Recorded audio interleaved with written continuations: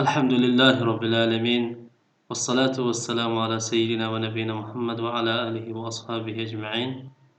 السلام عليكم ورحمة الله وبركاته. الصفة منافقين در قرآن کریم 18 من صفات بیماری دلهای آنها.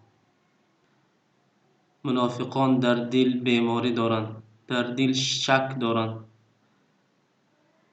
بیماری آنها را در قرآن در سوره بقره خبر داده میگوید فی قلوبهم مرض فزادهم الله مرضا ولهم عذاب ألیم بما كانوا یکذبون.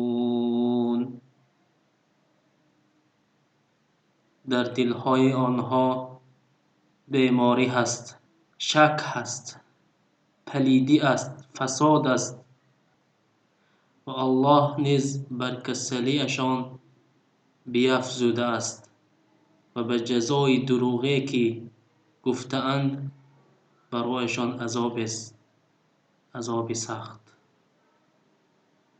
برادران و خواهران، این صفت منافقین را ببینید که آنها در دلهایشان شک دارند به هر یک کار مؤمن ها. دلهایشان که با کسلی، با فساد پر شده است، بالای این به الله سبحانه و تعالی باز هم زیاده میگرداند این کسلیشان را. یعنی چقدر آنها شک و فساد و نفاق را در دل جا میکنند، الله باز هم زیاده میگرداند.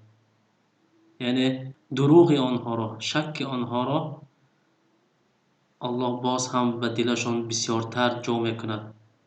برای همین برادران و خواهران، جزای این خیل دلهایی که شک و کینه و فساد دارند عذاب آتش بوده است. الله میگوید من به این خیل انسانهایی که در دل شک و کینه دارند جای آنها عذاب دوزخ است. هر یکی ما میدونیم که منافقان عذابشان از عذاب کفار هم سخت‌تر است، زیرا آنها خودشان را مسلمان میگنند ظاهرا، لیکن در باطن فساد میکنند و در باطن نمیخواهند که مسلمان باشند. از همین سبب جزای آنها سخت‌تر است از کافر دیده. کافران مؤمنان را دشمن میحسابند، لیکن منافقان باشد ما مسلمان میگوید ظاهرا، لیکن در باطن از کافر هم بدتر است. از این سبب الله سبحانه و تعالی برای آنها جزای سخت وعده داده است. هر یک ما قلبمان را پاک گردانیم، هیچگاه نگذاریم که قلب ما از جمله منافقان باشد. و صلی الله علی نبینا محمد و علی آله و اصحابه اجمعین.